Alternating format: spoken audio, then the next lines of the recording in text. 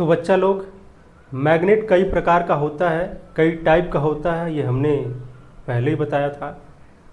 एक bar magnet होता है जो बिल्कुल जैसे चोको बार आप खाते हो ना, चॉकलेट वाला बार, चॉकलेट आता है, डेयरी मिल्क का हो गया, चाहे पर्क हो गया, चाहे मंच हो गया, चाहे स्नैकर हो गया, तो लंबा लंबा रहता है, वो रेक्टेंगुलर फॉर्म में रहता है, उसको बार कहा जाता है। ठीक है, तो वैसे ही अपना मैग्नेट उसी फॉर्म में अगर हो तो उसे बार मैग्नेट कहेंगे। वैसे और प्रकार के भी होते हैं, रिंग टाइप का होता है, हॉर्स शू मैग्नेट होता है जो इस तरीके से बनता है, घोड़े के पैर जैसा। तो हमें उससे मतलब नहीं है। आज हम क्या करेंगे कि एक बार मैग्नेट लेंगे और बार मैग्नेट की वजह से उसके एक्सिस पर हम मैग्नेटिक फील्ड यानी कि चुंबकीय क्षेत्र पता करेंगे और उसके लिए एक्सप्रेशन को डिराइव भी करेंगे। एक्सप्रेशन आ जाएगा तो वो हमारे लिए एक फार्मूला होगा।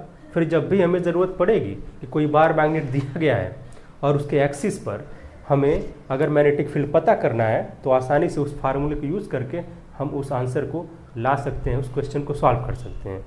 न्यूमेरिकल्स में ऐसे क्वेश्चन पूछे जाते हैं फिजिक्स में।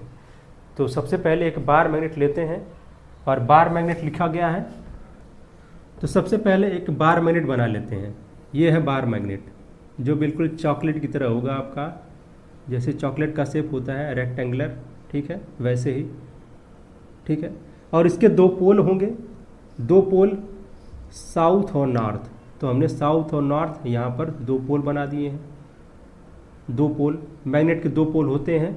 कोई भी मैग्नेट इन दोनों पोलों के बगैर नहीं रहता है, मतलब चाहे जितना भी छोटा कर दें, वो जो दोनों पोल यहाँ दिखाई दे रहे साउथ और नॉर्थ, वो अपने आप ही फिर से पैदा हो जाएंगे। यहाँ पर साउथ और नॉर्थ है, बीच से बिल्कुल अगर डिवाइड कर दें हम यहाँ पर, तब भी यहाँ पर साउथ और नॉर्थ, नॉर्थ और साउथ यहाँ पर हो जाएगा। ठीक है, दो मैग्नेट चाहे जितने भी छोटे हों, लेकिन उसमें साउथ और नॉर्थ ये दोनों पोल हमेशा रहेंगे और दोनों साथ साथ एग्जिस्ट करते हैं।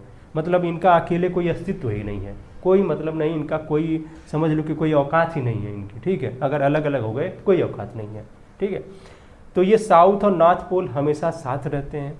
ये बार मैग्नेट हमने बनाया है, कहा गया है magnetic field due to a bar magnet, इसकी वजह से magnetic field at an axial point.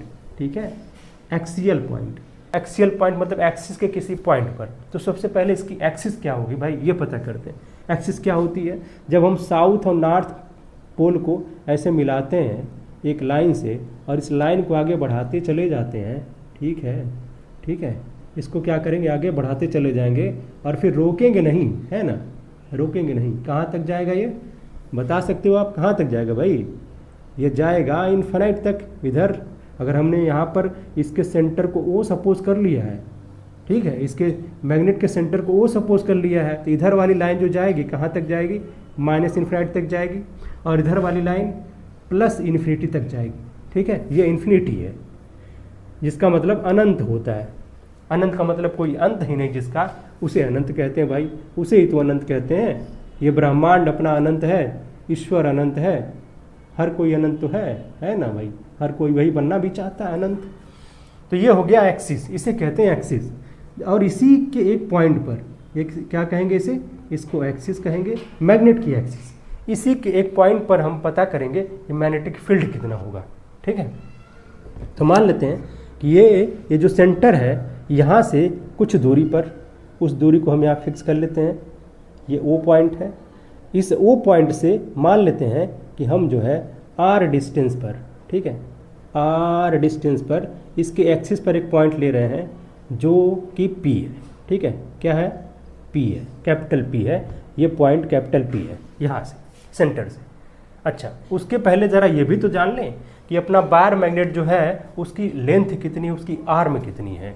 तो भाई जैसे इलेक्ट्रिक डाइपोल में हुआ करता था कि दो जो पोल होते थे, दो जो चार्ज होते थे, उनके बीच की सेपरेशन को उसकी लेंथ कहा जाता था, उस डाइपोल की आर्म कहा जाता था। वैसे ही इस मैग्नेट का भी होगा, और उस मैग्नेट के आर्म को भी हम क्या करेंगे, 2L लेते हैं। ठीक है, ये सुविधा के लिए लेते हैं 2L, मतलब नॉर्थ से साउथ के बीच की ये डिस्टेंस है, नॉर्थ पोल और साउथ पोल के बीच की ये डिस्टेंस है। अब अगर हम बात करें यहाँ पर कि भाई यहाँ पर जो इस सेंटर से ये जो साउथ और नॉर्थ वाला जो पोल है वो कितनी डिस्टेंस पर है, तो बिल्कुल अगर हमने यहाँ 2L लिया हुआ है तो फिर आधा आधा हो जाएगा, मतलब हमें कोई परेशानी नहीं होगी। ये जो सेंटर से नॉर्थ पोल की डिस्टेंस है वो कितनी हो जाएगी, L हो जाएगी। और इस सी सेंटर से अगर हम साउथ पोल की डिस्टेंस की बात करेंगे तो ये भी क्या हो जाएगी, स्मॉल l हो जाएगी। इसी वजह से इसी सुविधा के लिए हमने इसको 2L लिया हुआ है। ठीक है, इतना क्लियर हो गया। तो ये पॉइंट अपना P है, पॉइंट P इसी एक्सिस पर है और ये इसी एक्सिस पर हमें B की वैल्यू पता करनी है। B की वैल्यू यहाँ पर पता करनी है हमको, P पॉइंट पर। कैसे पता करेंगे, जैसे हम इलेक्ट्रिक फील्ड पता करते थे, एक पॉइंट चार्ज को ले आकर के वहाँ रखते थे और फिर उसके बाद फोर्स की गणना करते थे, कैलकुलेट करते थे, उसके बाद हम क्या करते थे, वहाँ से इलेक्ट्रिक फील्ड निकालते थे। वैसे यहाँ पर भी हम करेंगे कि भाई दोनों जो पोल हैं उनकी वजह से बारी बारी से इस पॉइंट P पर हम निकालेंगे मैग्नेटिक फोर्स, और मैग्नेटिक फोर्स जब आ जाएगा तो फिर हम क्या करेंगे, ये जो पोल की स्ट्रेंथ है उससे डिवाइड कर देंगे तो फील्ड आ जाएगी। बिल्कुल वैसे ही जैसे इलेक्ट्रिक फोर्स और इलेक्ट्रिक फील्ड में हुआ करता था। तो देखें ये जो साउथ और नॉर्थ पोल है, इन दोनों की जो पोल स्ट्रेंथ है, पोल स्ट्रेंथ, ठीक है, क्योंकि ये एक ही मैग्नेट के पार्ट है तो उसकी पोल स्ट्रेंथ को हम सपोज कर लेंगे, लेट द पोल स्ट्रेंथ कितनी है भाई, QM है। ठीक है, और फिर करते क्या है, यहाँ हमें पहले फोर्स पता करना होगा, उसके बाद ही हम आएंगे किस पर भाई, उसके बाद ही हम फील्ड पर आएंगे। पहले तो फोर्स पता कर लें, डायरेक्शन के साथ पता करेंगे, क्योंकि फोर्स और फील्ड ये दोनों क्या है भाई, ये दोनों वेक्टर क्वांटिटी है। ठीक है, तो यहाँ फोर्स पता करने के लिए एक हम यहाँ पर बार मैग्नेट लेकर के आएंगे, पोल स्ट्रेंथ जो भी है उसे रखेंगे और क्या करेंगे, उसका कोई एक पार्ट लेकर के आते हैं, कोई एक पोल लेकर के आते हैं। ठीक है, और एक पोल लेकर के आते हैं, नॉर्थ पोल सपोज दैट यहाँ पर लेकर के आते हैं, और दूसरा वाला जो मैग्नेट है सपोज दैट कि काफ़ी बड़ा है तो उसका नॉर्थ पोल काफ़ी नज़दीक होगा इन दोनों पोल से, और बाकी जो उसका साउथ पोल होगा काफ़ी दूरी पर होगा, तो उसका कोई प्रभाव नहीं पड़ेगा। ऐसा हमें सिस्टम बनाना है।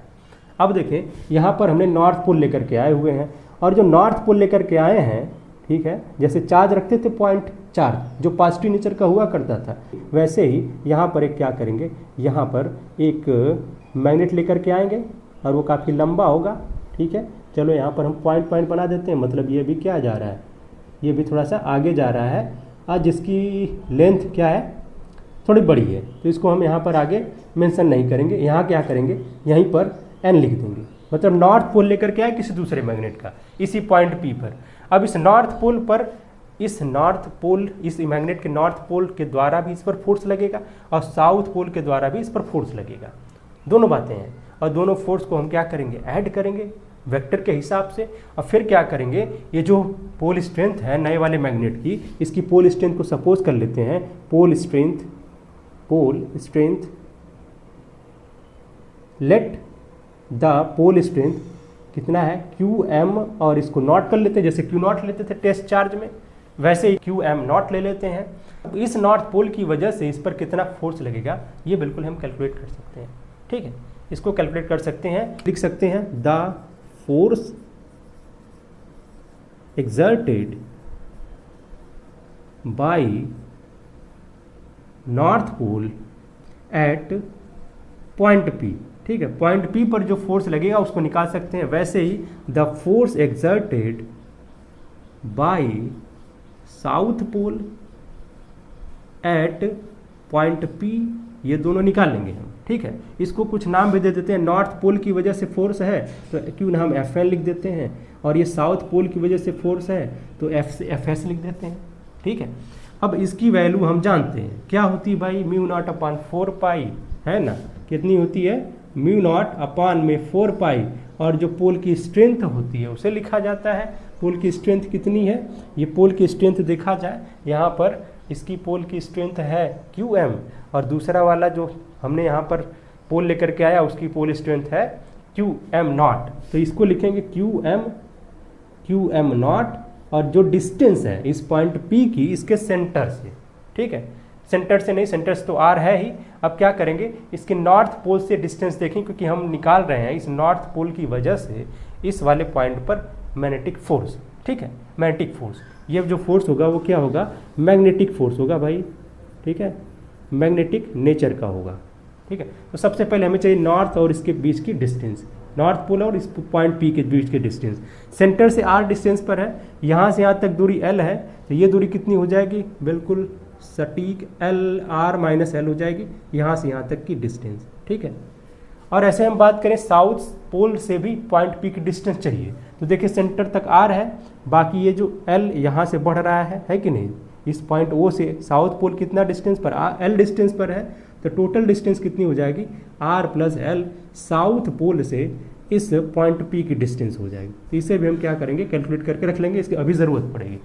तो ये वाली जो डिस्टेंस आई है आर माइनस एल और इसी का स्क्वायर कर दिया जाएगा, ये फोर्स आ गया। इक्वेशन नंबर फर्स्ट सपोज कर लेते हैं। सिमिलरली साउथ पोल की वजह से इस पॉइंट पी पर जो अपना मैग्नेटिक फोर्स होगा उसकी वैल्यू क्या होगी, म्यू नॉट अपान में 4 पाई, और उसके बाद क्यू एम लिखेंगे क्योंकि पोल स्ट्रेंथ इसकी भी बराबर है, यही मैग्नेट के दोनों पोल हैं।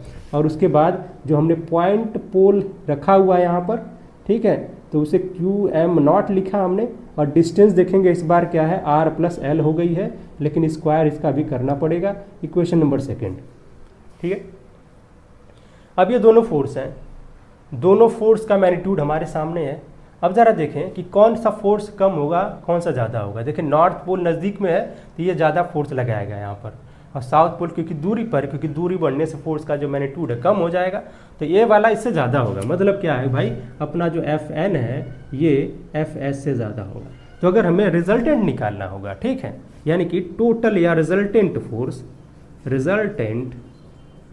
फोर्स की बात करें तो मैग्नेटिक फोर्स होगा एट पी, पॉइंट पी पर, वो कितना होगा एफ एन, और माइनस में क्योंकि देखें एन की वजह से इस पर जो फोर्स लगेगा पॉइंट पी पर, नॉर्थ पोल है ही, तो इसकी वजह से जो फोर्स लगेगा वो ऐसे आएगा, इसे हम एफ एन कहेंगे। ठीक है, और साउथ पोल क्या करेगा, क्योंकि ये अपोजिट नेचर के हैं, साउथ और नॉर्थ हैं, तो ये क्या करेगा, इधर तरफ फोर्स लगाएगा, है कि नहीं, साउथ जो है वो वाला इधर तरफ फोर्स लगाएगा, और इसका मैग्नीट्यूड देख रहे हैं कम है, तो एफ एन में से एफ एस घटा देंगे, एफ एन में से एफ एस जो है घटा देंगे, और यहाँ सारी वैल्यू है हमारे पास, मैग्नीट्यूड है, इसको रख देते हैं।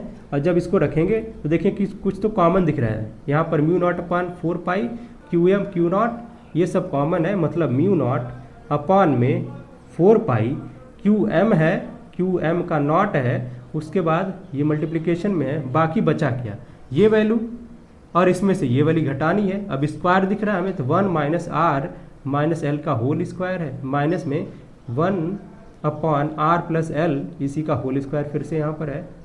इसको सॉल्व करना पड़ेगा हमें, ठीक है, बड़े ब्रैकेट में जो है उसको हमें सॉल्व करना पड़ेगा।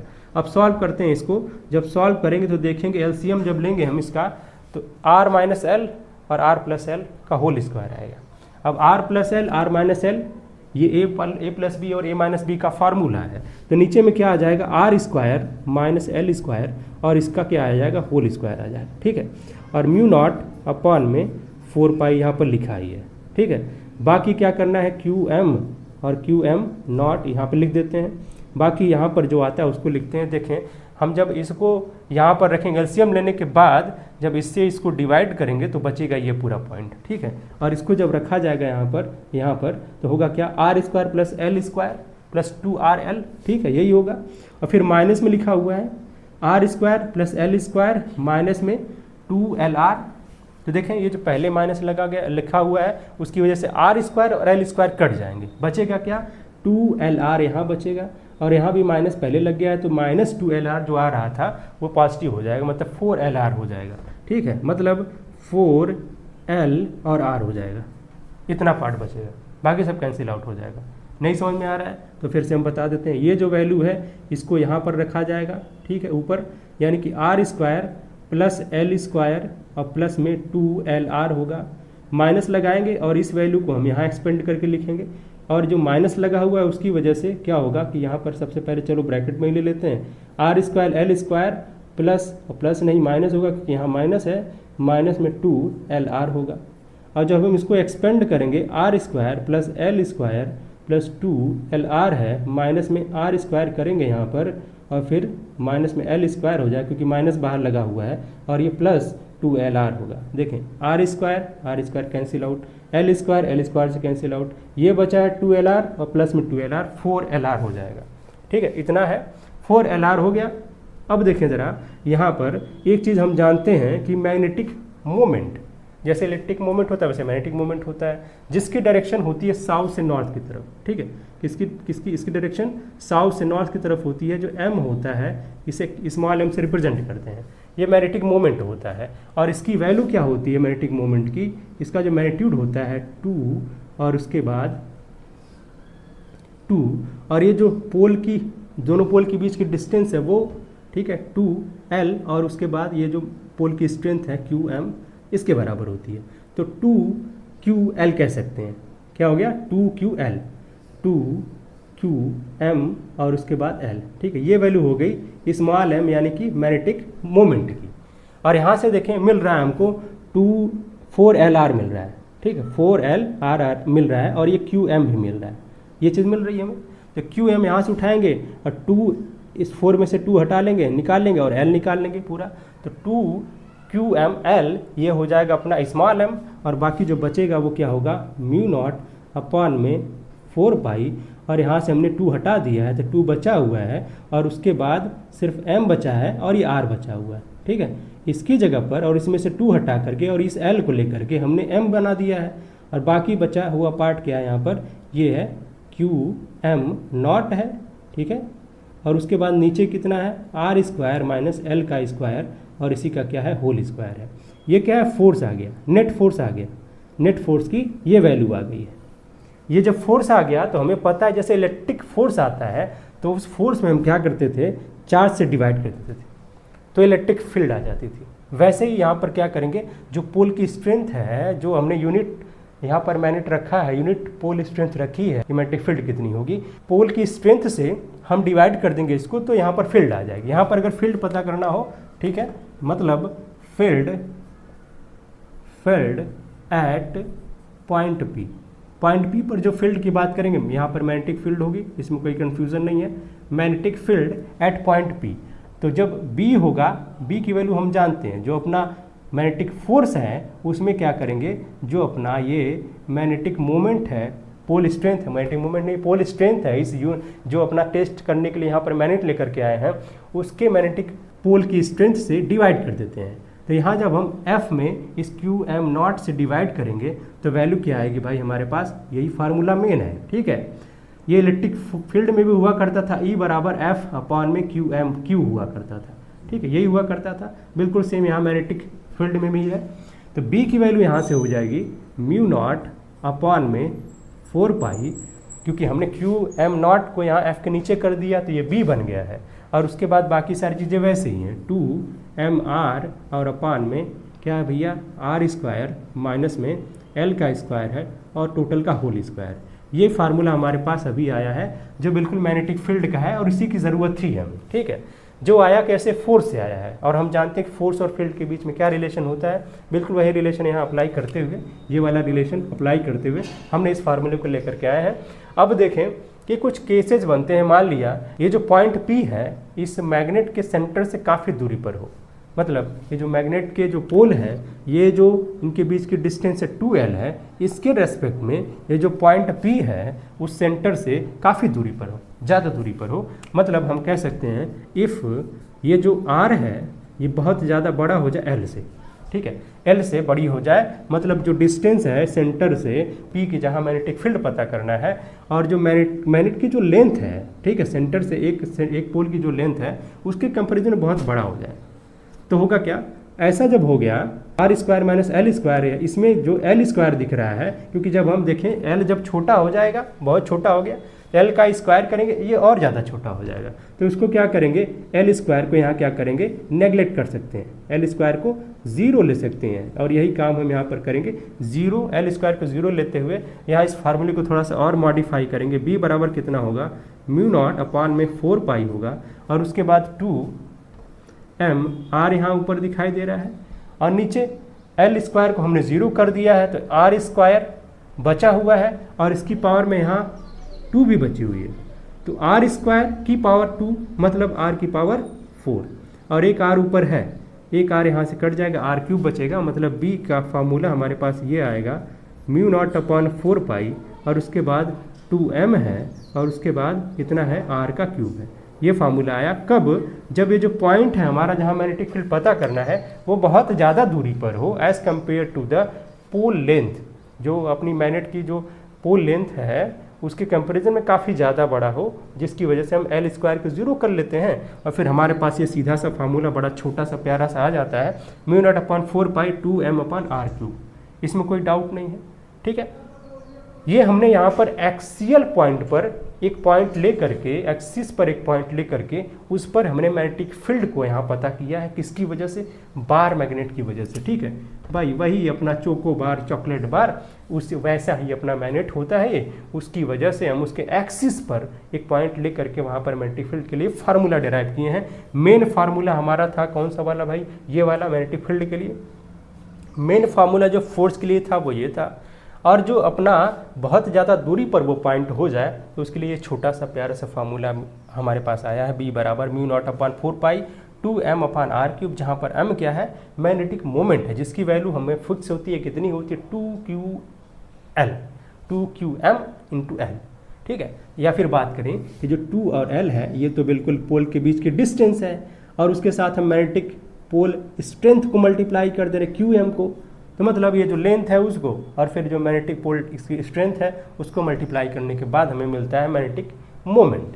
अब बिल्कुल ये इलेक्ट्रिक मोमेंट की तरह होता भी है। इलेक्ट्रिक मोमेंट पे हमने पढ़ा था कि स्मॉल p बराबर होता है, ये जो कोई चार्ज ले लेते हैं, क्योंकि दो charge equal and opposite charge की वजह से अपना पुल बनता है, उस चार्ज का मैग्नेट पुल ले लेते हैं, और उसके बाद दोनों चार्ज के बीच की डिस्टेंस जो हुआ करती थी 2a उसको ले लेते थे। असल में ये भी वेक्टर क्वांटिटी है, ये भी वेक्टर क्वांटिटी, इसके ऊपर चाहे तो आप तीर लगा दो, तो यहाँ तीर लगाना पड़ेगा क्योंकि एल की डायरेक्शन में इसका जो है डायरेक्शन होगा। और यहाँ भी जो स्मॉल p है इलेक्ट्रिक डाइपोल मोमेंट, वो यहाँ पर वो भी वेक्टर क्वांटिटी है, और ये जो a है उसको भी वेक्टर क्वांटिटी लिया जाता है। अब देखें इसकी डायरेक्शन हुआ करती थी कहाँ से कहाँ तक, नेगेटिव से लेकर के पॉजिटिव की तरफ, ठीक है। और इसकी डायरेक्शन कहाँ से होगी, साउथ से लेकर के नॉर्थ की तरफ, ठीक है। इसका मतलब जो हम मैग्नेटिक फील्ड में जो साउथ है उसको नेगेटिव मान सकते हैं इलेक्ट्रिक फील्ड में, और जो नॉर्थ पोल है उसको पॉजिटिव चार्ज मान सकते हैं, ठीक है, मैग्नेटिक फील्ड में। तो ऐसा कर सकते हैं, और इसी के एनालॉगस ये चीज़ें चलती रहती हैं। तो एक क्वेश्चन लेते हैं, अभी एक एग्जांपल लेते हैं और उसकी सहायता से समझते हैं कि भाई ये जो फार्मूला है अभी अभी आया है ताज़ा ताज़ा, उसको कैसे अप्लाई करेंगे। तो पहले एक क्वेश्चन लिखते हैं, उसमें थोड़ा सा टाइम लगेगा, फिर उसको सॉल्व करते हैं। एक एग्जाम्पल है, न्यूमेरिकल कह सकते हो आप, ये बिल्कुल बार मैग्नेट के लिए मैग्नेटिक फील्ड निकालने वाले फार्मूले पर आधारित है, उस पर बेस्ड है। सबसे पहले इस क्वेश्चन को पढ़ते हैं बड़ी बारीकी से, जो जो चीज़ें दी गई हैं इसमें, दी गई इस क्वेश्चन में, उसको नोट डाउन करते हैं या फिर अंडरलाइन कर देंगे, ताकि हमें पता हो कि क्या क्या चीज़ें दी गई हैं और क्या पता करना है, उसके हिसाब से फिर फार्मूला हम लगाएंगे। फार्मूला बिल्कुल सेम अप्लाई होगा जो अभी हमने डिराइव किया है।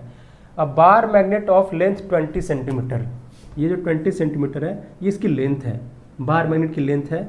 इसका मतलब ये L नहीं है, क्या है, 2L है, ध्यान दीजिएगा, ये 2L की वैल्यू दी गई है।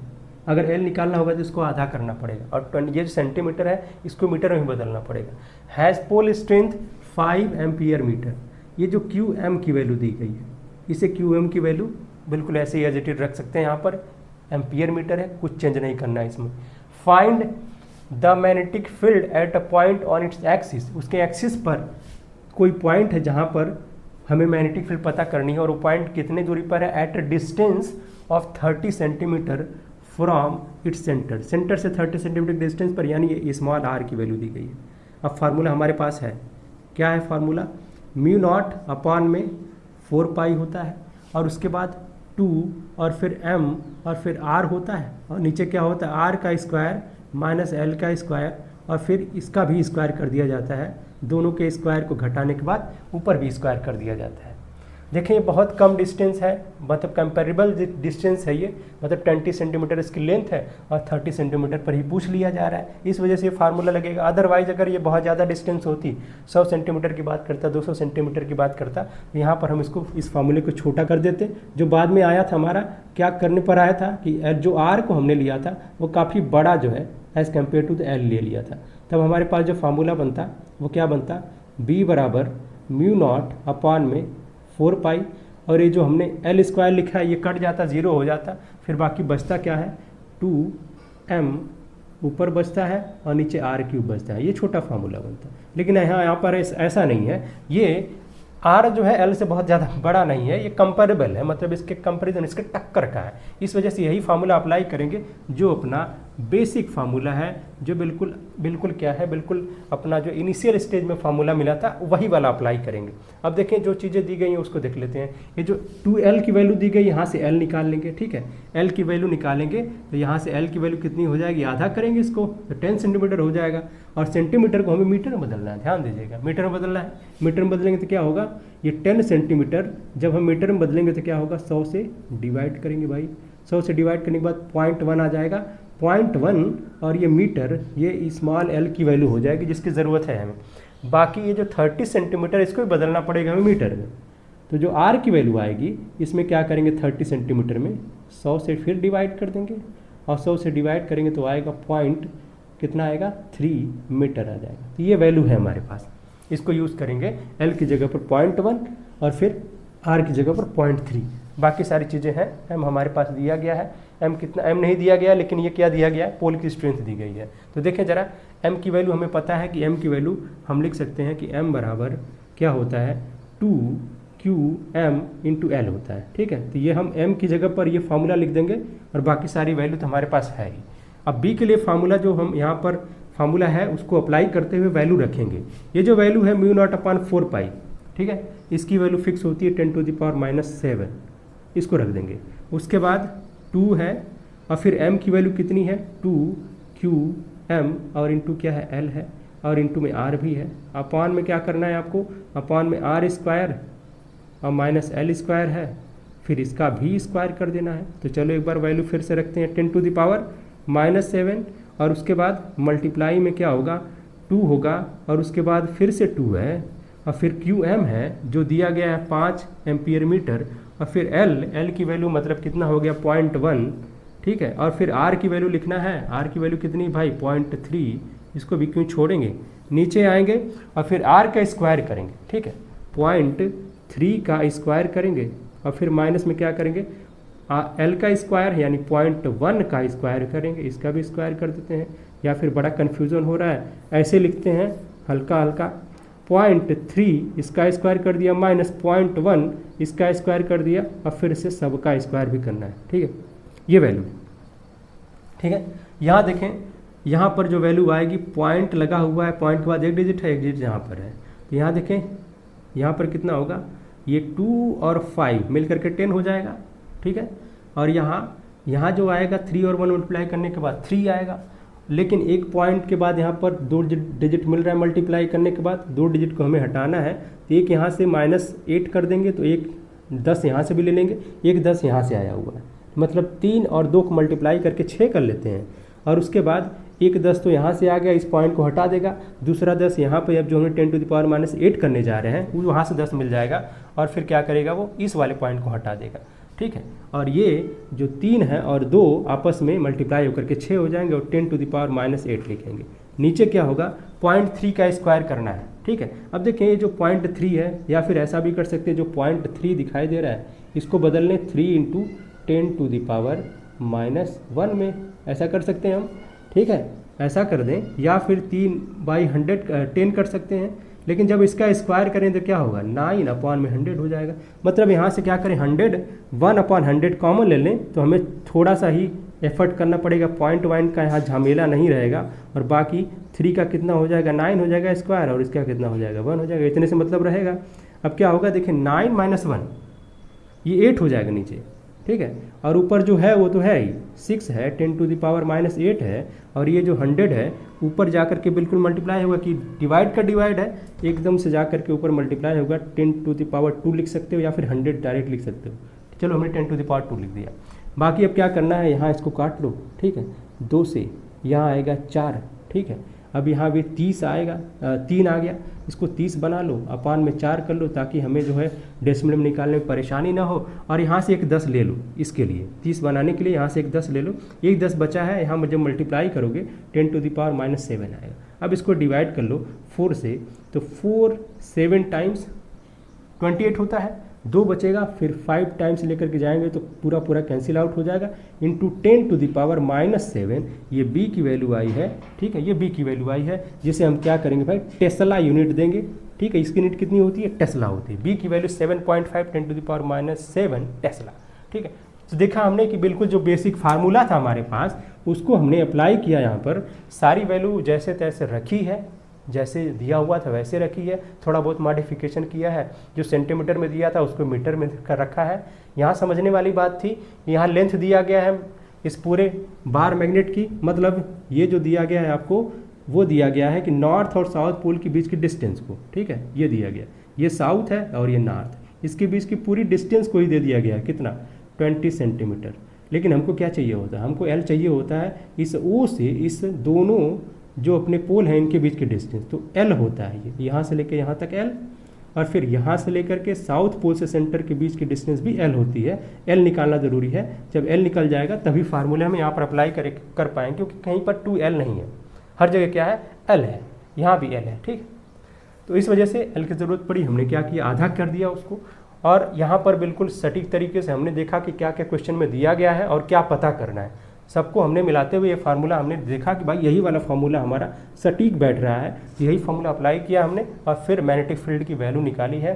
बार मैग्नेट से कितनी डिस्टेंस पर, 30 सेंटीमीटर की डिस्टेंस पर, ये वाला जो 30 सेंटीमीटर की डिस्टेंस पर पॉइंट पी था, जहाँ पर बी की वैल्यू अभी हमने पता की है, बिल्कुल आ गया हमारे पास, बी की वैल्यू आ गई। तो ये था आज हमने मैग्नेटिक फील्ड पढ़ा है बार मैग्नेट की वजह से, उसके एक्सिस पर उसके लिए फार्मूला डिराइव किया, बड़ी आसानी से डिराइव किया हमने, बहुत ही सरल तरीके से, क्योंकि हम जानते हैं जो अपना इलेक्ट्रिक डाइपोल होता है उसकी वजह से भी फील्ड हमने निकाला हुआ है, एक्सिस पर, इक्वेटोरियल पॉइंट पर, दोनों पॉइंट पर निकाला है।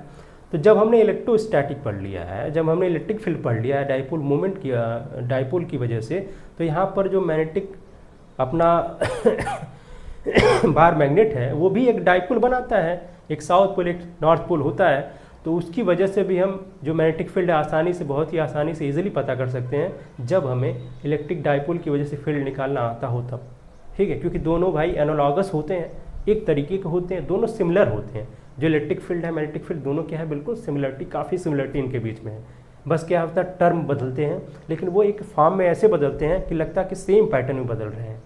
ठीक है, जैसे अपना जो चार्ज है बन जाता है पोल की स्ट्रेंथ, जो इलेक्ट्रिक फील्ड है वो मैग्नेटिक फील्ड बन जाती है। ठीक है, जो अपना डाइपोल मोमेंट है, इलेक्ट्रिक डाइपोल मोमेंट, वो बन जाता है मैग्नेटिक डाइपोल मोमेंट। तो बहुत ही आसान है, दोनों को कनेक्ट करते हुए अगर हमने पढ़ेंगे तो बहुत आसान तरीके से हम समझ पाएंगे। और हमने दोनों को कनेक्ट करते हुए एक अभी जस्ट इसके पहले एक वीडियो बनाया है जिसमें हमने डाइपोल मोमेंट के बारे में डिस्कशन किया है, और मैग्नेटिक डाइपोल मोमेंट और इलेक्ट्रिक डाइपोल मोमेंट एक साथ हमने एक टेबल में ही क्या किया है, एक लाइन बीच में खींच करके दोनों को एक्सप्लेन किया है।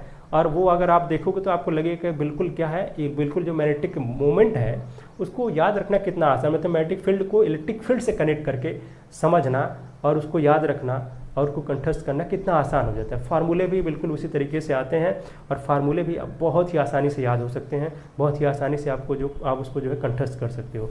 तो फिर मिलते हैं एक ऐसे ही नए टॉपिक के साथ नेक्स्ट टाइम, नेक्स्ट वीडियो में।